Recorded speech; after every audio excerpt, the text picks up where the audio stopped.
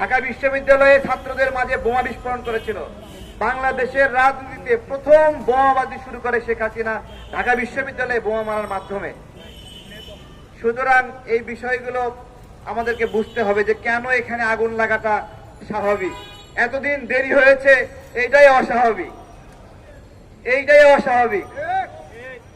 আমরা আজকে বলছি, এই যে ধরেন আমাদের সীমান্ত দিয়ে মাদক ঢোকে, তাই না? সীমান্তে যারা আছে তারা তো মাদকটা আটকালেই মাদক বন্ধ হয়ে যায়, তাই না? বন্ধ হয়ে যায় না? কিন্তু সেটা না আটকায়ে সারা দেশে চোর পুলিশ খেলে মাদক ব্যবসায়ীদের সঙ্গে, তাই না? ঠিক একইভাবে শেখ হাসিনা যখন গণ অভ্যুত্থানের সময় এখানে পালাচ্ছিল, তাকে ধরলেই তো খেলা শেষ, তাই না? কিন্তু খেলা শেষ করা হয় নাই। খেলা শেষ না কইরা তাকে পালায় দিয়া